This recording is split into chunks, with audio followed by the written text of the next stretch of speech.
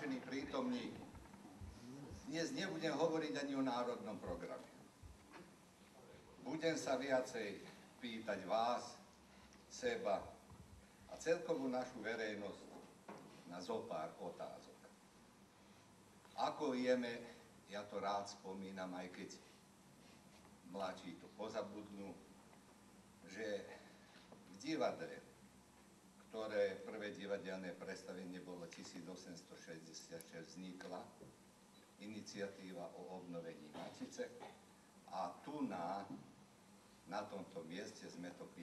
augusta 1990 urobili, o rok neskôr, vlastne o 2 roky neskôr slávnosti a tento znak svedčí o tom, že to tak bolo. Budúci rok bude 25 rokov od nepretržitej matičnej činnosti. Prečo toto zdôrazňujem? Za mňa je to veľké jubileum, lebo tá predvojnová a povojnová matica spolu netrvala ani 14 rokov. Jeden historik vraví 12, druhý pán profesor vraví menej o 14. No tak podelíme na 13, ale 13 rokov a my sme toto, čo sme tedy tu založili, pretrvalo 25 rokov a funguje. A status? Pár rokov nazad sme tu počuli aj vraveli, že način, že by Matica mala status osobitného významu. Dostane ho raz. Prvá otázka. Druhá otázka. Postavujem otázku, či má zmysel pokúsiť sa veci zmeniť. Na každom kroku cítiť stratu záujmov a beznádejnosť. Vytratila sa mravnosť a slušnosť. Vyplatí sa zoprieť vôbec nespravodlivosti. Slušní odchádzajú, mladí školení taktiež a týmto spôsobom sa naše spoločenstvo oslabuje. Za posledných 10 rokov sme každý deň dvaja Slováci menej. Sme v stave sa dohodnúť, nielen deklaratívne, ale v praxi, spoločne ťahať za jeden povraz. Tretia otázka. V poslednom čase cenzúra sa stala modernou a súčasnou témou. Pravda, že jestvuje i v našom spoločenstve. To nehovorím iba ja, ale to hovorí štúdia profesorov z Filozofickej fakulty z Nového Sadu a Belehradu, urobená na základe výskumu, kde sa hovorí o formách cenzúry, autocenzúry, zneužívania a nátlakoch národnostných rád na médiá, národnostných menšín v praxi. Pozrite si sajt Rádio 021, všetko tam píše. Ako vysvetliť menovanie nového šéfredaktora do Hlasu zo Slovenska, ktorého pôsobenie v agentúre pre rozvojovú spoluprácu Slovenskej republike podozrievajú v denníku SME. Či nemáme my vlastné kádre dosť? Či nie je posílanie polície domov? Upozornenie od advokáta Slovenského týždenníka a nakoniec súkromná žaloba, jedna z formy zastrašovania a cenzúry prežitých čias. Štvrtá otázka. Vládni sme tu na z úst dvoch podpredsedov vlád počuli, že jestvuje určitý si medzištátny dlh, z ktorého by značne malo naše národné spoločenstvo prosperovať. Okrem otázky, ktorú postavujem, že čo je s tým dlhom a realizácií toho sľubu, mám konkrétny návrh, aby sa vyškolené naše kádre vracali domov, že by sa im zaplatila aj plat, aj odvody, aj subvencie, čo štát dáva za novozamestnávanie a na ten spôsob by sa uplatnili doma a z tých, čo teraz sa ani 55% nevracia, keby sa aspoň 30% vracilo v prvom, by bolo dobré. A všetko je na chlebovej podstate. Keď nebudeme mať chleba, pracovných príležitostí, nebude ani sebavedomie, ani vedomie, ani Slovensko.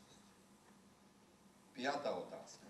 Naši národní činitelia a verejní funkcionéri by sa mali riadiť princípom dvakrát a dosť. Tu myslím na 2 mandáty a najviac jednu funkciu. Nie ako doteraz, že by sa súťažili, kto bude mať viacej.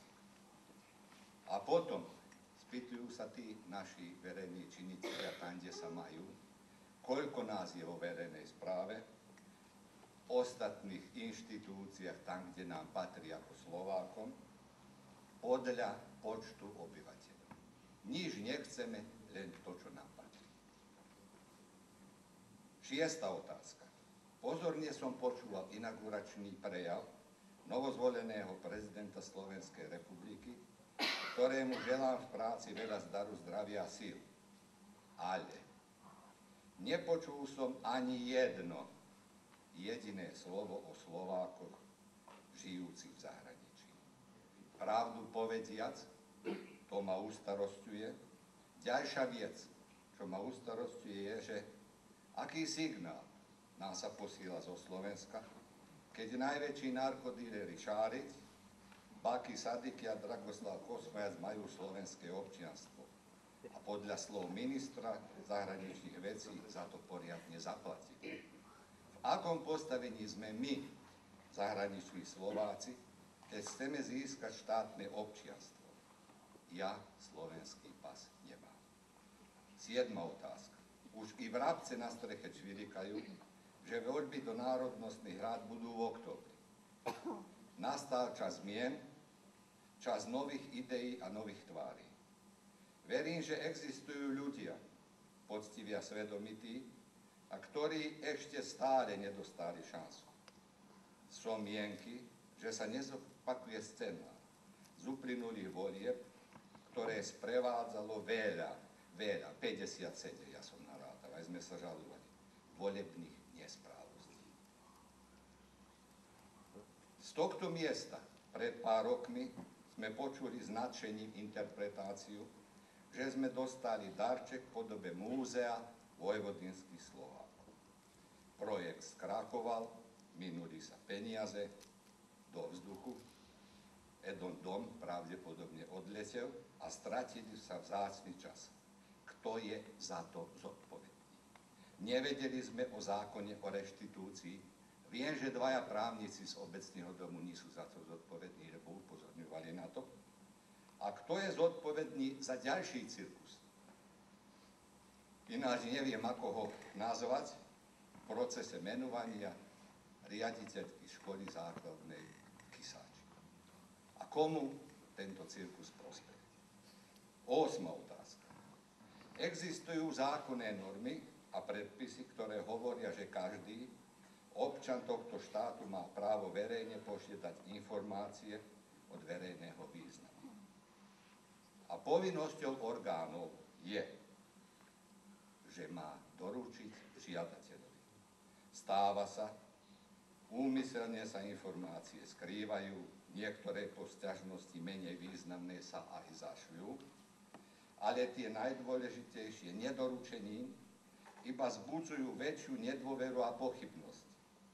V osobitnej prílohe, ktorú vám dnes podelím, nebudem deliť tu, nezneužijem matičné zasadnutie, ale budem deliť vo voľnom priestore, vám podelím jeden plakát a budete mať príležitosť bližšie sa zoznámiť, o čo ide. Je obštrukcia normálna? Ja som s otázkami zakončil a nakoniec vám želám veľa zdravia, rodinnej pohody a lepšie časy. A tie zmeny, buďte presvedčení, takisto prídu, ako aj tieto zmeny, ktoré nikto nečakal a stáli sa v parlamente.